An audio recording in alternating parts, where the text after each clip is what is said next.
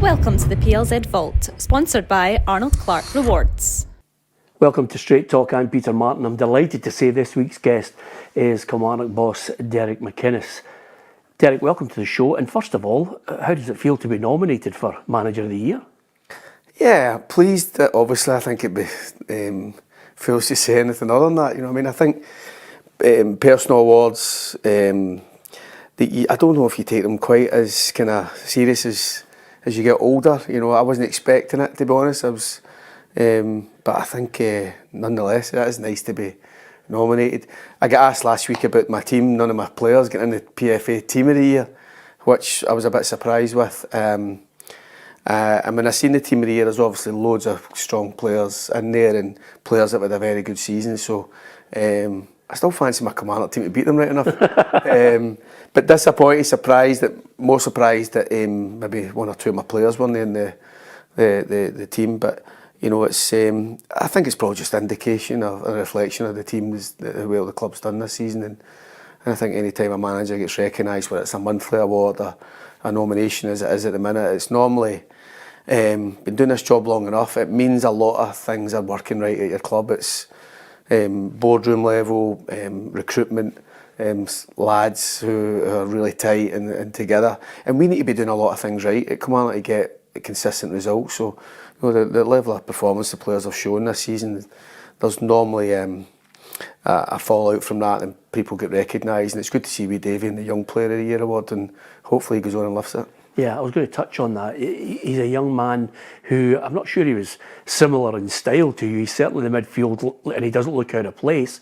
How good is he? How good can he be? No, I think that's fair comment, what he says. I think David's a wee bit, you know, it's annoyed me a wee bit that he's not been through the international setup. And he's obviously getting involved in the 19s now that he's playing first team football.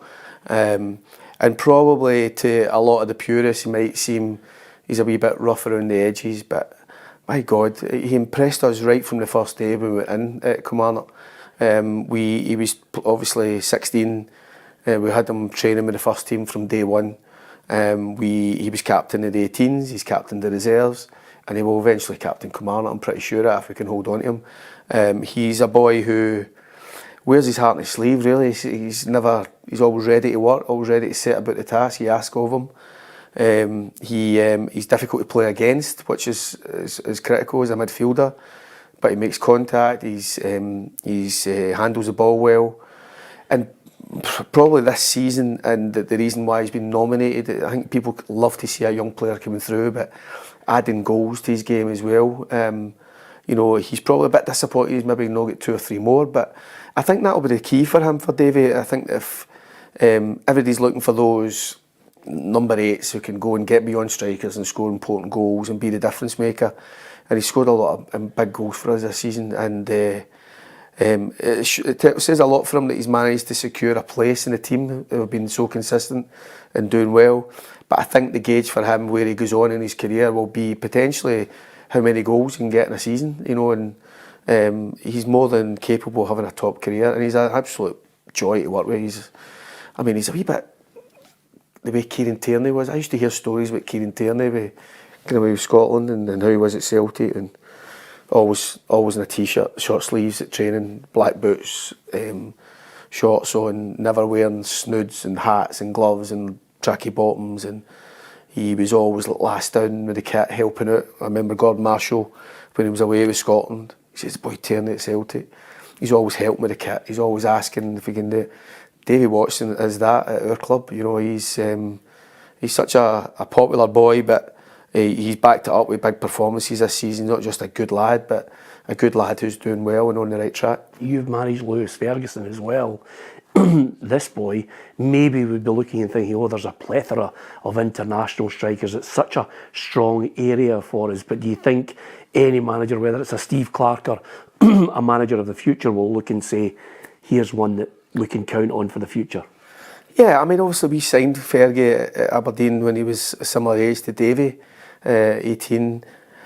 And Lewis had a brilliant mentality and mindset coming up, and it was always part of a plan for him, and he thrived on that, and you see how well he's doing. There's a lot of qualities, I think when you look at some of the better ones that we've worked with, like your McInnes and all these ones, they've all got similarities in the sense that they can handle the physical part of the game.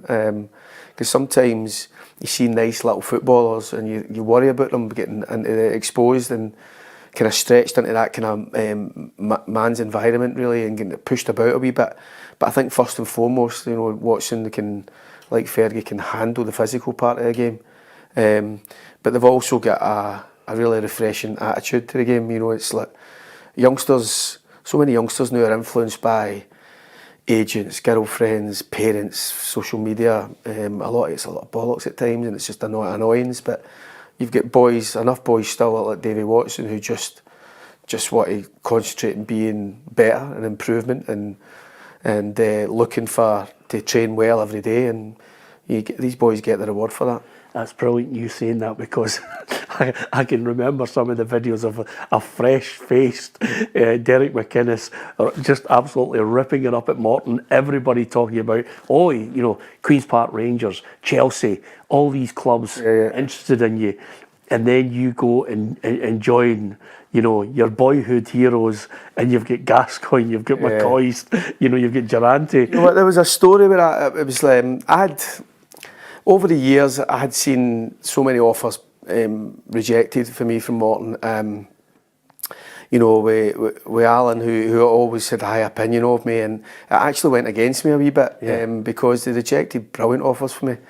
And it got to the stage where I allowed my contract to run down, and I signed for 1 year, but it was a caveat of if a club offers X amount. And Bill McMurdo was my agent at the time, and Bill was a wily old fox, and Bill got the clause in the contract. It was quite unusual at the time, and he said any club who offers X amount, the club have got a week to negotiate a higher fee. But the decision for Derek wants to go, it's his decision. Right. So Morton agreed to it, really because either that I left for nothing. And I was keen for Morton to get a fee because they would have been brilliant for me. I've got so much to thank Morton for. Yeah. But at the same token, I needed to go on with my career as well and see what opportunities were there. So there was bids coming in from Ipswich, Leeds, Wimbledon at the time, Blackburn, Dundee United. Billy Kitwood offered $750,000. He'd just sold Billy McKinley to Blackburn. But the gaffer knew about the clause, clearly, and offered a penny, I think, more than the clause, which, was really unfair on Morton because it was clear that's where I wanted to go. Morton was kind of suffering a wee bit in terms of being able to get the bigger fee, but, ultimately they still got a fee for me, a significant fee, and I got the move that I wanted. But as like you say, I was under no illusions how difficult it was going to be to make an impact on that Rangers team. But when Walter Smith wants to sign you, it's difficult to turn that down. Yeah, we'll talk about Walter and your playing career shortly. You've touched in glowing praise of young David Watson, but you've been nominated for a team that has been good to watch. What is special about the team? What's been the components that you think have allowed you to have such a good season? Well, I think we got off to the recruitment side. We kind of last season, you get nominated for Manager of the Year this year, but I actually look back and think we did a lot of our better work last year, but you don't always get the results as a manager. I remember Walter even saying that he gets recognised for all his trophies he won at Rangers, but I think he even said himself that keeping Everton in the Premier League was up there with the best work he ever did, but nobody's going to give you a pat on the back for that, and likewise nobody's expecting a pat on the back. But last season was so tough to keep the team in the league. We were working with a squad who gave everything, but was obviously clearly fell short in quality. We inherited a lot of players on longer term contracts, and we were trying to meet the demand of just staying in the league. And this stage last year, it was still up for debate if we're going to be a Premier League team. Yeah. So fast forward now, the start of this season, we managed to clear the decks really, and really bring in a lot of good experienced players, but also good younger ones. And we picked and chose the 2 or 3 of the loans that we've got. Last year we were far too many loans. And Did you pick the players this season? Did you, some people turn around and they go, oh, there's somebody with, 15 screens. They go on the scout, they look at the players, and then some people say, oh, the manager. Well, that was me last year. That one will do. Because they say it's a dying art. Does the manager look? But this time last year, I didn't have a head of recruitment. Kilmarnock didn't have a head of recruitment in place. Right. And I was trying to get the guy that I've got now, Ross Richardson, who I've worked with at Bristol City, 8 years at Aberdeen, and now at Kilmarnock. You know, having that, all managers will tell you, having that trust and faith in that guy, whoever your guy is, to get suggestions to you, people in the door, guys that have got relationships with agents and clubs. We needed to build that at Kilmarnock. We needed to be more people's first call of clubs of a similar size rather than the last call, and we needed to build up those relationships. And somebody like Russ being side by side with me, really, I did say at the time he'll be my best signing, because we're all so dependent as managers on guys who are in the know, guys who have got contacts, and thankfully we managed to put a squad together. We knew what we wanted to play with. In simplistic terms, we knew we couldn't attract a 20-goal a season striker. We didn't have the money or resource to do it. So we committed to 2 strikers, and we worked from that, really. And can we get 2 strikers in double figures? That would allow us to maybe be a top 6 team. And we started with a season beating Rangers. I think you get the confidence from that. And we've been very competitive throughout. I mean, even since we've come back from the winter break, we've only lost 1 game, home and away, in the league, and that was to Rangers at Rugby Park. And, you know, I think that the difference between this season and last season, we've maintained the strong home form, but I think away from home, we've been a different animal as well. But, you know, people say, sometimes I hear managers when Kilmarnock beat them, and they say, we never really dealt with the physicality, they're good at what they do, and, you know, but, you know, I think that sometimes... That piss you off? Not so much. It kinda, I think it's an easy thing to put out there from certain people, but we commit to 2 wingers and 2 strikers. I don't see a lot of other teams doing that, you know, and I'm not wanting extra pat in the back for that, but it's not as if we're just going out and being horrible to play against and difficult to play against.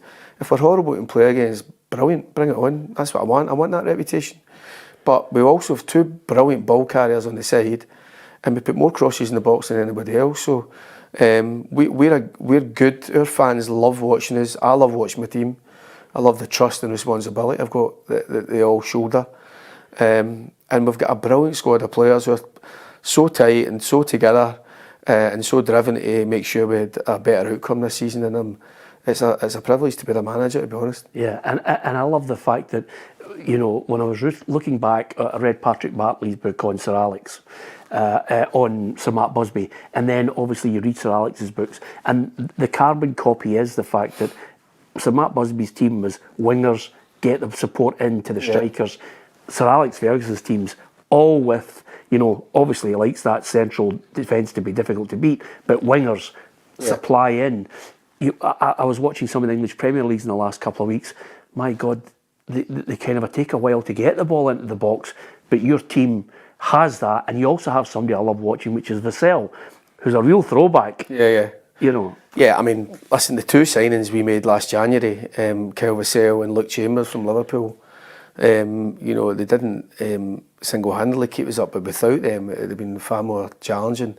Kyle's a man, you know what I mean? He just come in the building, he turns up for his work every day, he's there on a Saturday. You get loads of great training players, but on a Saturday you don't know what you're quite going to get.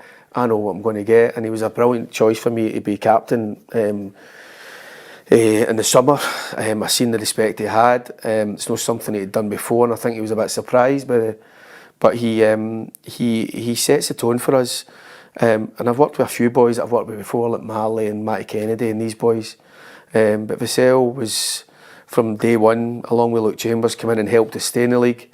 Obviously we couldn't get Luke Chambers back from Liverpool this time around, but keeping Kyle and having there as a focal point, really, because he knows his way about the pitch. I think you ask the majority of centre-halves in the league, they know they're going to have to be stand up to him physically as well, and he's not your 6'2", 6'3" striker. No. I mean, he looks solid though. 6 foot. I want to take a slap off him.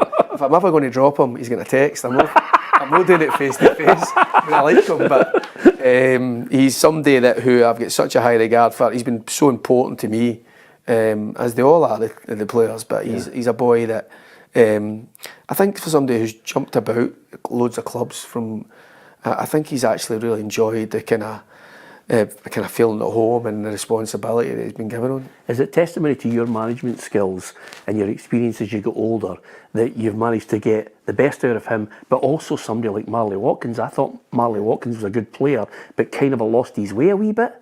And then all of a sudden, people are actually starting to talk about him in a positive light again, which is, you must have something you'll be able to get inside his head. Well, he's at 13, 14 goals. Marley was brilliant for me. I remember my Aberdeen team, it was my last season there, but we started the season like a train. I think we had 38 points by Boxing Day, sitting in third. Marley got injured in the semi-final against Celtic, but Marley took on the responsibility at 9. I had Hedges and Wright as 2 number 10s behind him. The 2 6s were Ferguson and McCrory, and then I had McKennedy and Johnny Hayes as my wing-backs. Yeah. So I had a bit of everything, but Marley was the most important player in that system in terms of coming towards the ball, securing possession, allowing Hedges and Wright to get past them. But Marley always had the pace as well to stretch teams. Then that would allow Wright and Hedges to get in the 10 and turn and drive at people. He was such a... Do you know what? I think throughout his career, Marley, I tried to sign him when he came for Inverness. I'll tell you that story in a minute. But he has throughout his career had the ability to make the guys round about him better. Yeah. A lot of players have benefited from playing with Marley Watkins, and he's always been happier being the support guy. You look at the players that he's played with at different clubs. Ryan Kent's at Barnsley, but even at Aberdeen, Sam Cosgrove gets a brilliant move. Lots of players have benefited from him in the team. First time around, trying to get him for Aberdeen, for Inverness. They had a good team, Big Yogi's team. Big Yogi doesn't know this, he'll kill me when he sees me. So I'm trying to sign Marley, but because they were going towards the Scottish Cup final, and I said to him, look, I'd like to meet you, but he said, I'll phone Big Yogi. I would always phone another manager. He went, I'm a bit worried about the manager, think I might be distracted, and I want to make sure I play in this cup final. And I'm like, so it went against the grain. I thought, right, I'll meet the boy, and I'll square it off, square the bears with Big Yogi afterwards. So I'll meet him in, what's the hotel in Inverness? The nice one, we always stay in it at the front. Anyway, staying there. No, staying there. I book a room there through the club, and I said to Marley, right, what time you get there? He says, back at 2. I says, right, I'll book one of the rooms in a level. You park in the car park. The Inverness supporters on the reception, so make sure you don't come in. Come round, I'll open the back door for you. And he said, right, fine. So I'm there, getting the coffee and that ready for him. Big sell. I knew it was a long shot because I knew he had interest in England, but I wanted him at Aberdeen. So got everything ready. He phones me, he says, I'm in the car park now. I says, right, make your way around. I'm in the third thing means you come down the wee path. And if anybody knows the hotel, so I opened the curtains, and you overlook the golf course. Who's on the putting? Yogi and Russell Latapi putting. And I'm going, I bought, trying to phone him, he wasn't picking up. And I'm going, oh my God, he's just going to walk around and see Yogi, Gaffer and Latapi. So I managed to get him, sent him back to the motor. Waited Yogi about 4 putted, I think, on the green. Waited he shot off, and then I get Marley back round. But we never got him. He ended up going to Barnsley, had a brilliant contract offer for them we couldn't compete with at the time. But he was always somebody that I liked, and I thought he was somebody who could play a variety of positions. He's played at wing back through his career, and he's always... But in answer to your question, you know, a lot of people might have been surprised. They might have seen it as a wee bit of a lazy signing at his age. But 13, 14 goals this season, he's been worth his weight in gold. Yeah.